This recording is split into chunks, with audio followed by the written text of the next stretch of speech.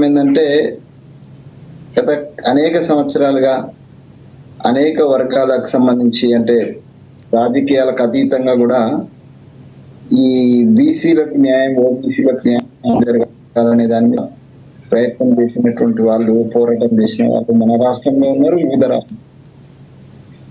So political గా ఇది అంశం కావడానికి మాత్రము రాహుల్ గాంధీ గారు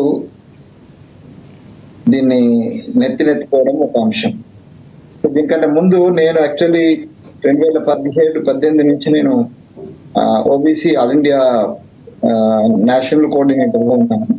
ఓకే.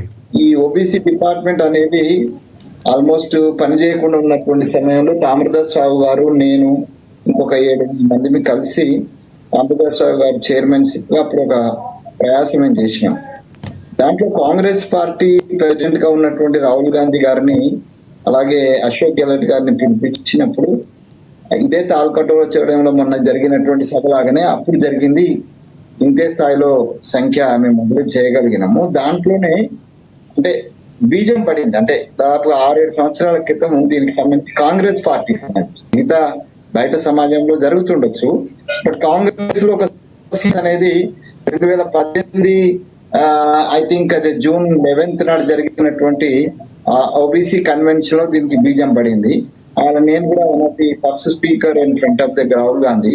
నేను ఒక విషయం పెట్టిన, అంటే ఉత్పత్తి కులాలైనటువంటి బీసీలకు ఆ ఉత్పత్తి అమ్ముకోవడానికి లేని పరిస్థితి, అలాగే వాళ్ళకున్న దరిద్రాన్ని పోగొట్టడానికి రాజ్యాంగబద్ధం వాళ్ళకు ఒక రక్షణ లేదు. సో ఈ రాజ్యాంగపరమైన రక్షణ కల్పించడము కాంగ్రెస్ పార్టీది బాధ్యత అయితే కేంద్రంలో ఉన్నటువంటి పార్టీల బాధ్యత. 2018లో దాన్ని కాంగ్రెస్ పార్టీ చాలా సీరియస్ తీసుకొని దాని తర్వాత జరిగినటువంటి జైపూర్, ఉదయపూర్ సమావేశము, రాయ్పూర్ రిజర్వేషన్ తర్వాత దీనికి చాలా సీరియస్నెస్ వచ్చింది విత్ ఇన్ ది పార్టీ. దీన్ని బయటికి తీసుకురావడంలో భారతీయ జనతా యాత్రత ఈ 50% క్యాప్ పెట్టాలనే విషయము, అలాగే జనాల గణనలో కుల గణన జరగాలనేటువంటి విషయాన్ని రాహుల్ గాంధీ గారు చాలా పెద్ద ఎత్తున ఎత్తుకోవడం, కాంగ్రెస్ పార్టీ తీసుకోవడము. ఒక స్టేజ్ లో అంటే సుప్రీంకోర్టు వరకు వెళ్ళినప్పుడు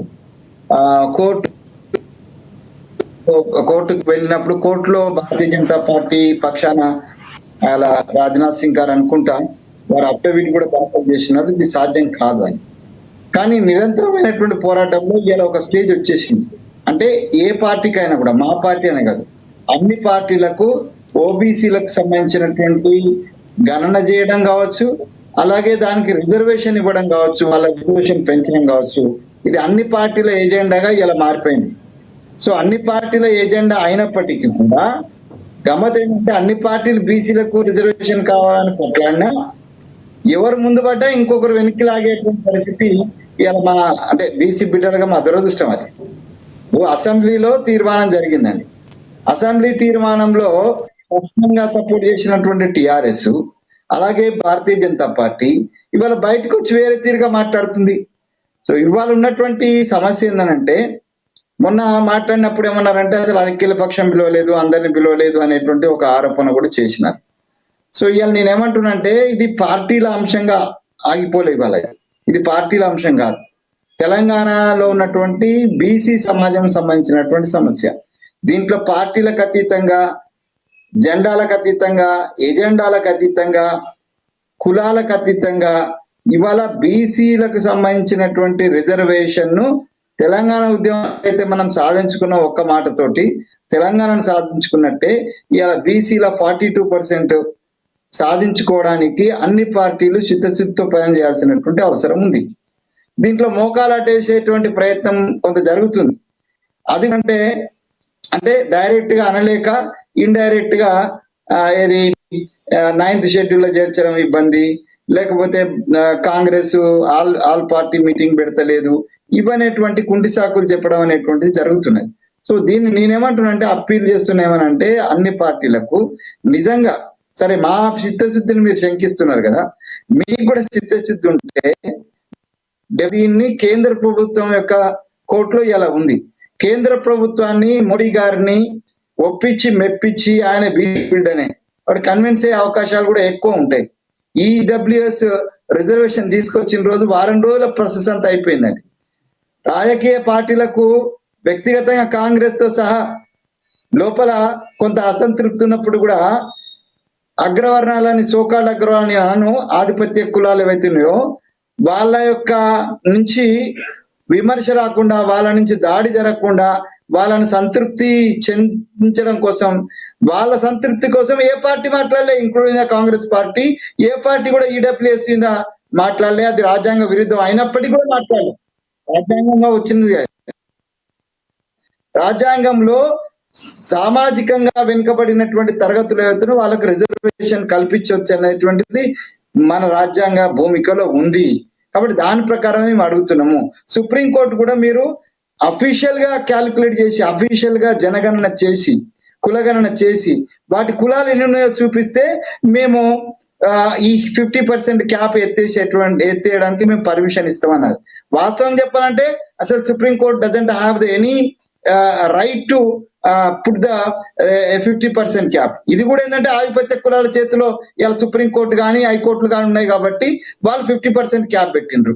తీయడానికి మేము అఫీషియల్ గా పోతే బీఆర్ విషయంలో ఏం జరిగింది, అలా బీఆర్ వాళ్ళు అఫీషియల్ గా క్యాలిక్యులేట్ తీసుకొని పోతే అసలు మీకు గణన చేసేటువంటి అధికారం మీకు లేదని కొట్టేసిన. అంటే ఇదంతా కూడా బీసీ సమాజం మీద జరిగిన దాడి. అది ఆ సమాజం ఇలా లేచి కూర్చుంది. బీసీ సమాజం ఒక 70 ఏళ్ల స్వాతంత్రం తర్వాత ఓబీసీ సమాజం లేచి కూర్చుంది. దేశం మొత్తం మీద కూడా అడుగుతున్నది. అడిగే హక్కు వచ్చింది, అడిగేటువంటి తెలివి వచ్చింది, అడిగేటువంటి చదువు వచ్చింది. కాబట్టి సమస్య అనేది ఆల్ ఇండియా సమస్య కూర్చున్నది, కేవలం తెలంగాణ సమస్య కాదు ఇది. సో తెలంగాణలో మేము ఫోర్ ఫ్రంట్ లో ఉన్నాం, అధికారంలో ఉన్నాం కాబట్టి, మేము ప్రామిస్ చేసినాం కాబట్టి, కామారెడ్డి డిక్లరేషన్ ఇచ్చింది మేమే కాబట్టి ఇది మా ప్రాథమిక బాధ్యత అవుతుంది. మేము తీసుకొని ముందుకెళ్తున్నాం, మేము ఆశిస్తున్నాం, మేము ఆశిస్తున్నాం, మేము ఆకాంక్షిస్తున్నాం ప్రతిపక్షాలు కూడా దీంట్లో కలిసి వస్తాయని, కలిసి రావాలని. ఒకవేళ కలిసి రాని పరిస్థితి ఉంటే నేను తర్వాత మిత్రులు మాట్లాడినాక ఏం చేస్తామనేటువంటిది బీసీ బిడ్డలుగా చెప్తాం, కాంగ్రెస్ పార్టీకి కూడా చెప్తాం. రైట్. మనకి బీజేపీ నుంచి వెంకటరెడ్డి గారు నమస్తే అండి. నమస్తే. నమస్తే. ఎస్ వెంకటరెడ్డి గారు, అంటే కత్తి వెంకటస్వామి గారు చాలా క్లియర్ కట్గా చెప్పారు. ఇప్పుడు ఒక కాంగ్రెస్ పార్టీతో ఒక రాష్ట్రం కాదు, ఓవరాల్గా ఇండియా